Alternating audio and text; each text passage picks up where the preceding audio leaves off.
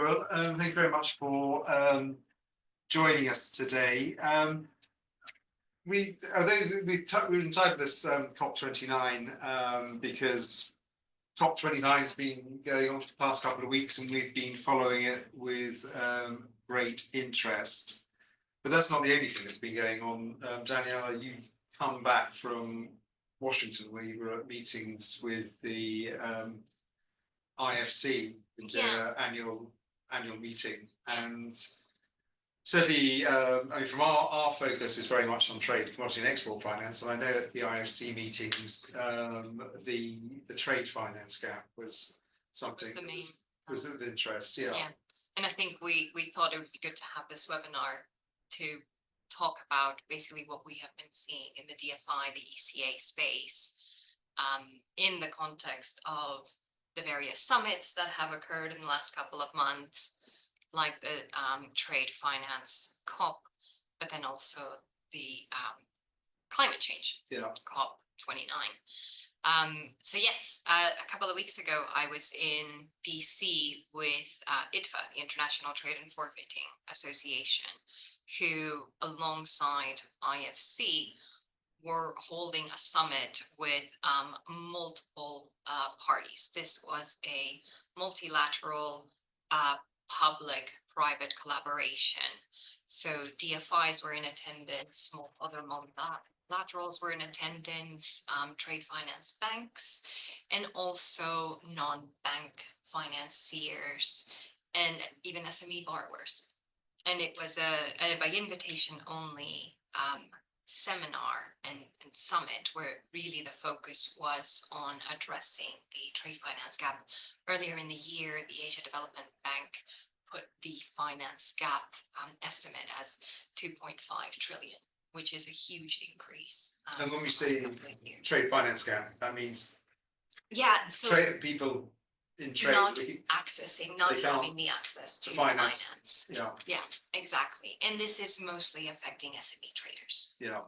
Throughout emerging markets, and there was a particular focus in dividing the areas, the globe, let's call it, in different jurisdictions, different areas. Africa was one of them, and looking at what solutions can be implemented, bringing everyone together. So you had insurance companies, the DFIs, the financiers, like what can be done. And it was really looking at financial solutions. So coming up with new structures to improve that finance accessibility. And I think, along with the COP29, there is a real focus on finance, on what can be done to extend that credit to specific areas and target it. And are there new commitments in terms of lines, in terms of financing? I mean, for our bank clients, what's new for them? I think there wasn't a specific line mentioned, but there is a huge amount of capital that is being deployed by the DFIs. That was very much made clear, and it is looking for DFIs, multilaterals are looking to partner, looking at where to best put those resources. And I think the main message was that they are open to all forms of structures. And they are looking a little bit outside the box, and we can talk about a couple of the new structures towards the end that we are seeing. But that was definitely the message, is that they are willing to take those risks, to participate, to work in whatever way they can. Understood. So, I mean, certainly one of the things that's been coming out of COP29 are the gaps, but rather than the trade finance gaps, the climate finance gaps. And so we as a firm, our interest is very much on sub-Saharan Africa, and certainly one of the things that's been quite interesting is people's commentary, and particularly now we're moving back into a Trump era, and people being asked whether they're optimistic or pessimistic, and they've described themselves as being realistic. But I think if there is that realism, I mean, part of that realism is there is a massive climate funding gap, which we will look at. But there is a need for more financing, and particularly for adaptation finance. But commitments have been really quite limited.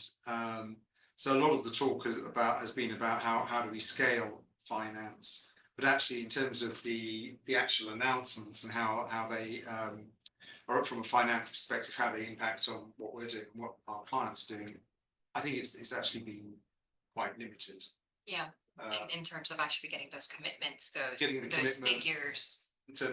And new products. But we can touch on a couple of points as to what's happened. Yeah, should we? Let's if we move on. I mean, certainly one thing that's that really remains stark, and on the one hand, it shows where the opportunities are, but actually, if you are on the ground in terms of the most recent figures that have come from the Climate Policy Institute, the climate finance flow gaps are just massive. I mean, they just dwarf what is actually being provided, and this is the most recent data. And as you can see, the mitigation needs and the adaptation needs are significant, and they're not being funded. And this is very much across the. So this is very much across the continent of Africa. Whichever region you look at, the climate finance needs dwarf the flows. It's again showing that gap. It's again showing that. Yeah. And certainly we're working with a number of export credit agencies, development agencies, in terms of developing products to try and close those gaps. If we can go on to the next slide, I mean, it's certainly a challenge for countries across the continent. This shows, so in terms of the countries in distress, we've got 28 countries in distress. There are 30 countries that are climate vulnerable. 17 countries have had their credit ratings downgraded, and there's a lot of overlap between those countries. So it is pressing that, and I imagine it's much the same when it comes to looking at the trade finance gap. Those countries that are climate vulnerable and debt distressed are in desperate need of financing. But I mean, the trouble is, if we go on to the next slide, the most vulnerable countries are those countries in red. Uganda is also a vulnerable country, and it's in the red and green stripes. But where the money goes from a climate perspective, it's not going to the same countries that are actually the most vulnerable, with the exception of Uganda, where we've done a number of transactions over the past few years. So I mean, it's quite stark. And if we could have the next slide.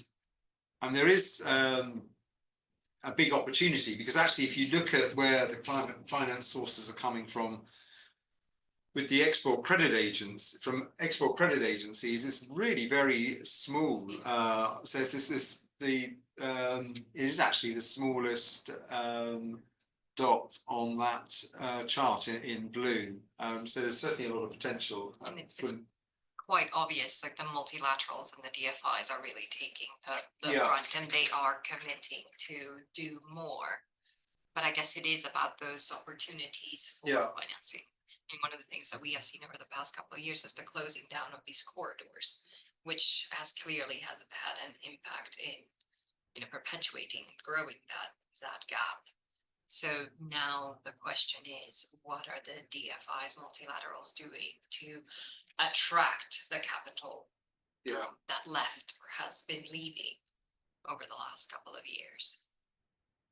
Yeah, well, I mean, I think there's certainly a big opportunity for the Export Credit Agency. I know they're looking to develop their facilities in such a way to try and make it more attractive and the documentation more resilient from a climate perspective. But certainly, yeah, for the exporters that we work with, there are big opportunities there. And if you go to the next slide, the thing that's interesting about this, and again, it came from the climate policy initiative, the actual climate finance flows are still being dwarfed by the fossil fuel financing and the fossil fuel consumption subsidies. So not only do we have that gap there, but in terms of the finance flows that are going into the continent, they're still being dwarfed by fossil finance and fuel subsidies. If we go to the next slide. One thing that we've seen, and UK Export Finance was one of the export credit agency that led the way, is the use of climate resilient debt clauses or pause clauses. These originally started in the bond market with led by the World Bank. UKF last year launched their climate resilient debt clause, and certainly a positive note coming out of Baku was that the World Bank is actually going to extend the scope of their climate resilient debt clause. What is that? What is that? Yeah, so we've heard a lot about it, but yeah. So another description is a pause clause, because what it does is that there are trigger events, and they can be. I suppose one thing is that there isn't necessarily a one size that fits all. So certainly there are standard form wording, and UK have published theirs last year. The World Bank has published their wording. The wording's quite similar, but it very much revolves around there being a trigger event, and if that trigger event is if one of those events happen, then the borrower can request that the loan is paused or deferred. The payment of interest and of principal. That's correct. And actually, if we go to our next slide, it's a bit of a noisy slide, but this is a World Bank graph. But what it shows is, but perhaps not very well, so that in years 8 and so the trigger will have happened, I say, in year 7. Yeah. And then there's a pause in years 8 and 9.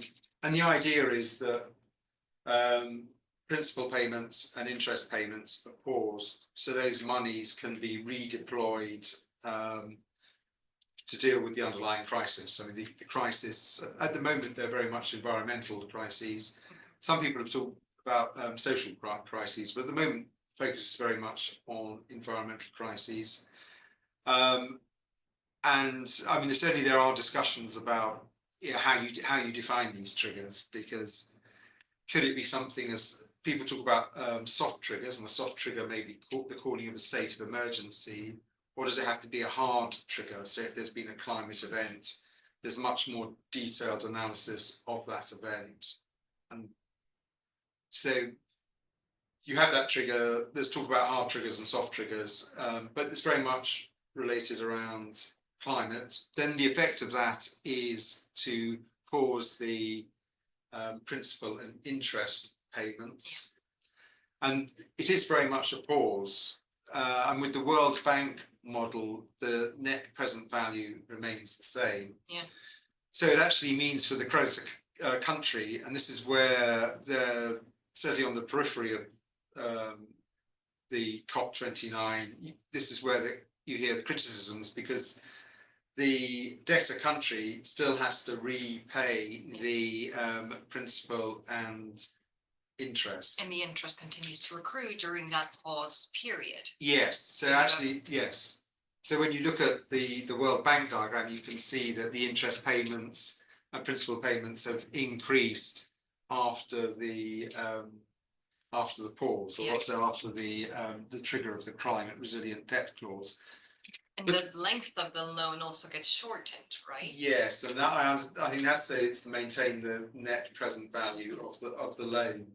But as I say, I mean, it's not one size fits all, but there are certainly standards. And I think, although we've seen this in the World Bank and with UKEF, I think what people would like to see is if these climate resilient debt clauses could be in other forms of loan, that it doesn't have to be supported by ECA or DFI, But it does require careful drafting, because one thing you need to think about is because not all cross default clauses are drafted the same. Although you've got this voluntary pause, and Fitch, when they did a rating recently, I can't remember. I'm not sure who the issuer was, but in the bond it had a climate resilient debt clause provision, and he was Fitch. They said, well, if that clause was triggered, it wouldn't be an event of default. So from a ratings perspective, Fitch said that wouldn't be a rating event of default. What we've got to think about is what's in a lender's other documents, and how does that need to be drafted. So if you did trigger your climate resilient debt clause for a pause, that you don't want that to actually cross default your other loans. Correct. Because that is the main, I mean, that seems to be the main attractive element for this provision. Yeah, the loan might increase in amount because your interest payments are still being accrued, but the reality is that it will not cause a cross default. Yeah, that's certainly the intention. And also speed. So you don't have to go into negotiations to... That's right, yeah. Yeah. Or restructure the facility after the event has ended.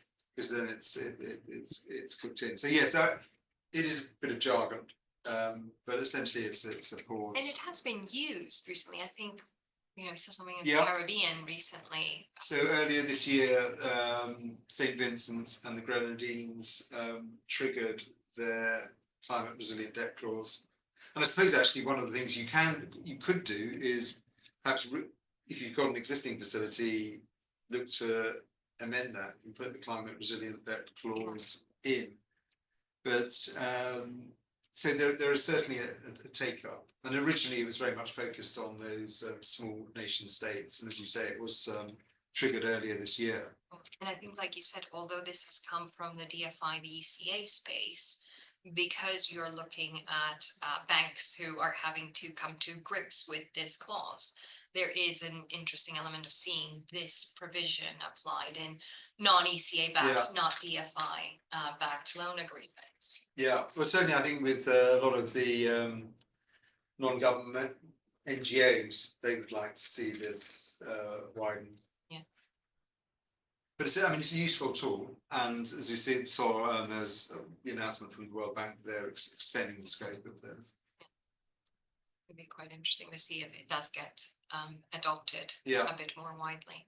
We're definitely having those conversations with banks about, you know, explaining what this provision does, getting the risk team comfortable, and that will take some time. Yeah. Yeah. So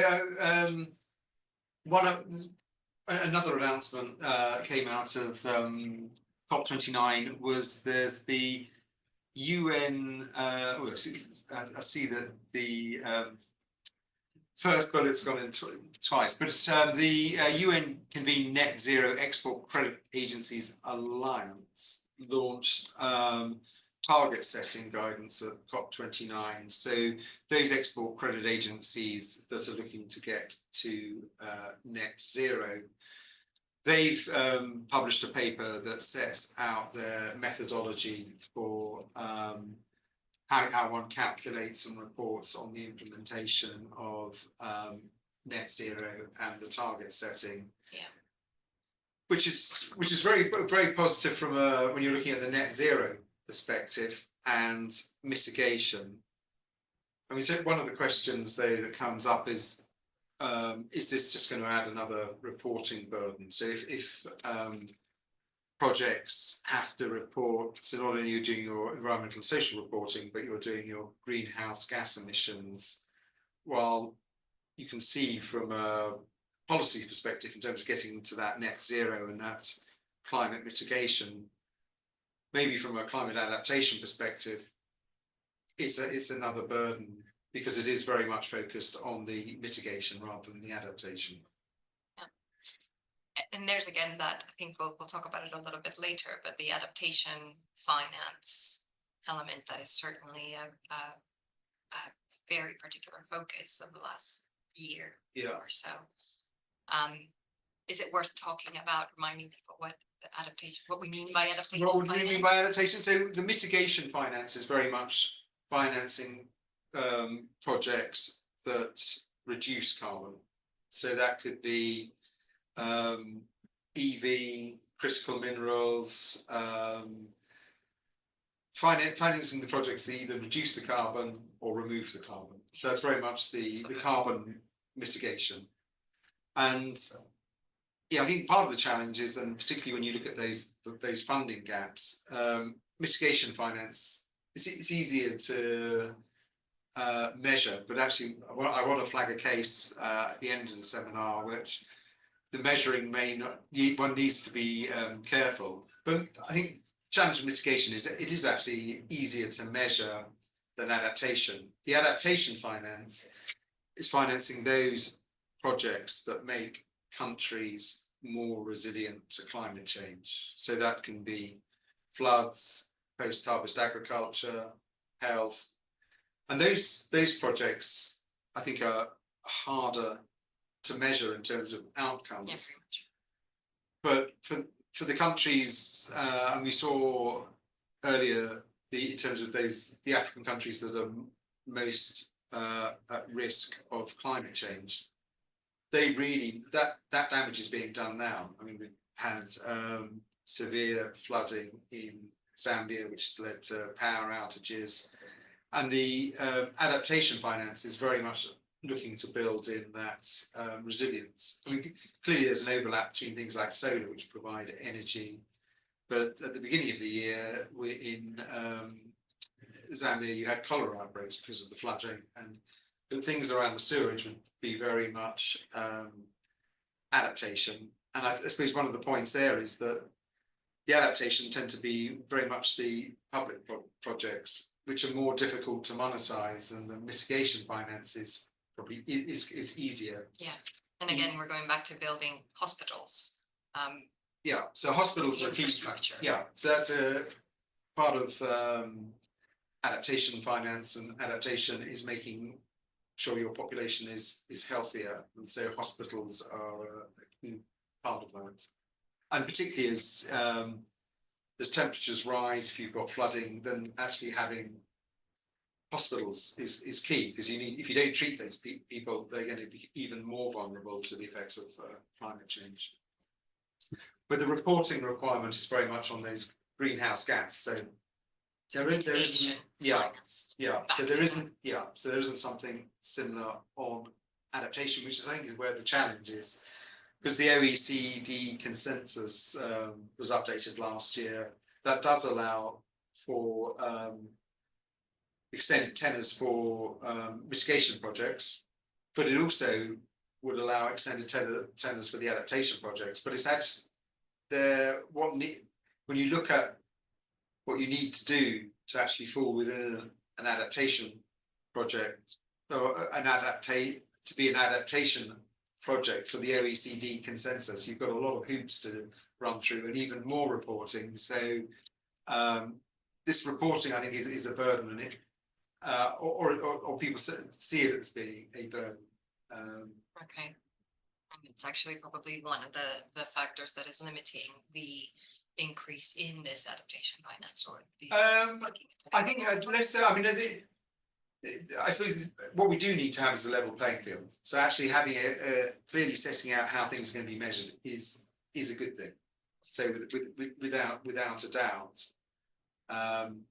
But then perhaps it just comes to to the measurements. And certainly, I think if you are committed to net zero, then it's important that everyone's reporting and recording it in the same way. So this is certainly a positive because you've got that level playing field and that consistency. But certainly when you look around the adaptation finance, one of the concerns is there needs to be more, and certainly the World Health Organization said you need to bring the mitigation and the adaptation together. Yes. So I think we were going to talk about just a couple of things that we are seeing. Yes. In our deals now over the past couple of months during this year. You were talking about like the offtake agreement guarantees that we're seeing with low carbon aims. So I mean, certainly, I think one of the certainly one of the challenges on the continent of Africa is funding. I mean, you were talking at the start about the trade finance funding gap, and then you look at adaptation. There's the funding gap there. Then there's the infrastructure gap. And certainly what we're seeing with multilaterals, DFIs, is that they can actually step into the gap, and in terms of providing comfort for offtake arrangements. So getting an offtaker to enter into a project in Africa that's a low carbon project, and then using the guarantee from the DFI or multilateral to support that. Very much. And I mean, that's something that we've seen in the past. It's how, using the guarantee structures is almost like a tried and tested way. One of the things that I was interested in coming out of the TF call, and that we have seen more and more now, is the complexity or the change in the structures that are being put in place and that the DFIs are willing to participate in. We see the guarantees being used, but we also see the risk sharing arrangements that are almost tried and tested as well, where they partner up with a local financier, a local bank, and take on some of that risk by a risk participation agreement usually. But one of the things that was coming out of COP is, the DFIs are really keen to look at new structures. So putting securitization structures in place where there are first, second, third losses, with the DFIs taking often the first loss or second loss, bringing in the insurance companies and to take some of that burden as well, and incentivize the mezzanine level, and then also looking at even direct financing into funds or non-bank entities, with a purpose of just building up that portfolio of investments or directing that portfolio. How do those was that discussed at the COP in Washington about what about the local currency? Because I mean, if everything's going to be dollar denominated, that's not a good thing. That is one of the biggest challenges, is how that local currency and how that exchange is mitigated. And usually a lot of the DFI support is in dollars or euros or pounds. There is always the risk of that FX fluctuation is put on the borrower. And that is often one of the biggest issues for accepting any of this financing. And also there is the element of like the flooding of dollars. And but how are there any suggestions how do you mitigate that? Because I mean, certainly I know with export credit agencies, and certainly I think UK Export Finance is one of the export credit agencies that was really leading in terms of providing local currency guarantees. Is there a similar commitment from? Not that I heard it. Not at that time. I don't think we went into that detail, if we're honest. But no, I think for the moment it is very much limited to the usual currencies. Okay. I think you mentioned also something about the the continued importance of due diligence that we have? Yes. Yes, so actually there's also the guarantees for debt for climate swaps. Yeah. So I mean certainly what we're seeing is the DFIs and the multilaterals wanting to use guarantees as a risk mitigant to we were talking about low carbon projects, offtakes, but also for debt for climate swaps. How does that work? How does that work? Well, so if you've got an existing debtor that, let's say, owes 500 million, and that debt is trading at a discount, say 60 cents in the dollar. One way of having these debt for nature swaps is that you issue a fresh set of bonds, so the creditor has a fresh set of bonds to buy back the existing debt that's trading at a discount. And if it was trading at 60 cents in the dollar, your 100 million would cost 60 million to buy. So you buy that back, you cancel it, and because you've bought it back, your debt burden has reduced. You don't have to pay that 100 back at the end. And likewise, your interest payments will have reduced. Those monies that are freed up are then used for climate or nature-related projects. I mean, these transactions have been around for a while, but what we're seeing is that I think people would like to see them used more. Now there is that, and also that direct investment, or it's more of an encouragement for those amounts to be used for. Yeah, so there needs to be I mean, part of the challenge is why would anyone want to lend the new money given that the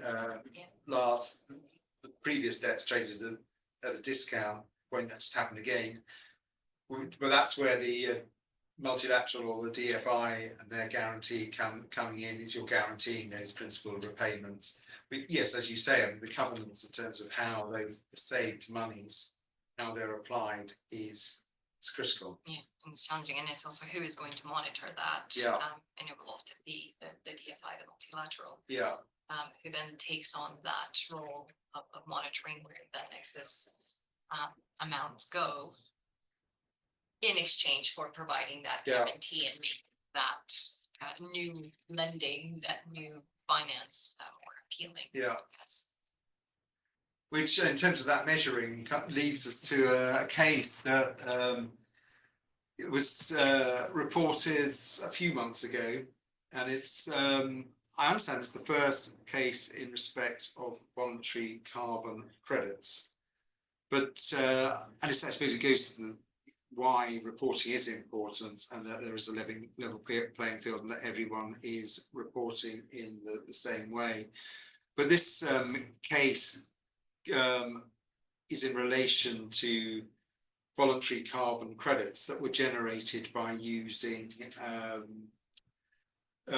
fuel stoves, energy efficient fuel stoves. So, I mean, there's an extraordinary number of people's lives that are shortened because they're cooking with biofuels, so wood and charcoal. So the idea is if you replace the biofuels with energy efficient stoves, you're meeting your sustainable development goals in terms of improved from a health perspective, gender perspective. It meets a lot of sustainable development goals, but then there's also a carbon credit element because you're no longer burning biofuels which shorten people's lives. So it should all be win-win. But I mean, the challenge is, and particularly, and there's been quite a bit of academic research, and a research paper recently came out of Berkeley, and the conclusion of the report was that actually for these projects, the carbon that's being the carbon credit really is significantly in excess of what's at the actual carbon benefit. So what was this case was around cooking stoves, and very much around that actually the reported amounts of carbon that were being, your carbon credit was being overstated when you actually looked at the carbon that was being saved or avoided on the ground by using these cooking stoves. And these carbon credits were being traded in the US, and my understanding is that a carbon credit in the US constitutes a commodity. So there's a lot. So the challenge was very much around false reporting, which it highlights the importance of the diligence. The diligence, and then also the monitoring. Yeah, very much so, and yeah, particularly when something is really very popular. So these cooking stoves projects are really very popular, but actually the academic research questions whether the benefit that you get in your credit actually equates to the actual benefit that was received on the ground. So much more for it to actually result in criminal charges. Yes, so I think here what the charge is that they were, not only have you got that the issues of reporting generally, but here it was done on a criminal basis. Yeah. So the importance of due diligence reporting, yeah. Yeah, I think that was all that we wanted to touch on. I don't know. In terms of the risk sharing, the new yeah, so that I think that was just the point that I made earlier about the increase in risk sharing arrangements with the local financiers. Certainly, we have seen in the with the DFIs that we work with, the amount of financing, the amount of money that is available for these particular agents has quadrupled in the last couple of years. And you see a lot of the big multilaterals are looking for new ways. So most recently, working with one to look to support supply chain finance structures put in place by local financiers throughout Asia. And it's entering the same risk participation which we had seen in loans and guarantees, but now into the supply chain. Yeah. And is that being governed by English law? Governed by English law, yeah. And that is being, I think, one of their main elements being launched on Monday. Yeah. Which we are attending. So where do we look out for that? We look out for what EBRD is.